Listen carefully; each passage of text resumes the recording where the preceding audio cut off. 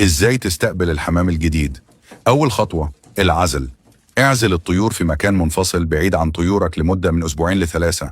العزل مش بس لحماية القطيع، لكنه كمان بيدي فرصة للطيور الجديدة للتأقلم تدريجيا مع البيئة الجديدة.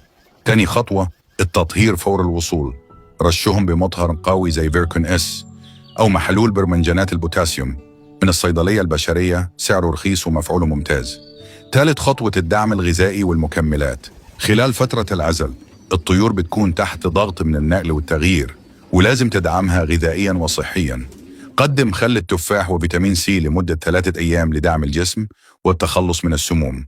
مضاد فيروسات لمدة 5 أيام لتعزيز مقاومة الجسم ومنع أي نشاط فيروسي. فيتامينات متكاملة لمدة 3 أيام زي جروفيت بلاس أو سوبر أمينوسول لرفع المناعة وتجهيز الطائر للاندماج مع القطيع. أملاح معدنية لمدة 3 أيام لتعويض أي نقص وتقوية الجسم بعد فترة النقل والضغط. يوم خميرة لضبط الهضم وتحسين الامتصاص وتثبيت البكتيريا النافعة. في خلال فترة العزل المتابعة اليومية مهمة جدا.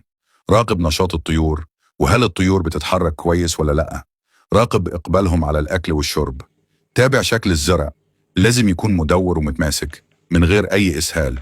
أي علامة على خمول، فقدان شهية أو أعراض غير طبيعية لازم تتعامل معها فوراً وتستشير طبيب بيطري. لو التزمت بالبرنامج ده خطوة خطوة هتستقبل أي حمام جديد بأعلى أمان وتحافظ على تعب سنين من الرعاية والمجهود اللي بذلته في تربيتك للطيور. أخيراً لو عجبك الفيديو ياريت تعمل لايك وشير وخلي غيرك يستفيد. ولو عندك استفسار أو حابب تسأل أكتر أسأل في التعليقات. وما تنساش تتابعنا، عندنا كل جديد في عالم الطيور والحمام، ومعانا هتبقى مربي محترف بفضل الله. سلام وإلى اللقاء في فيديو جديد.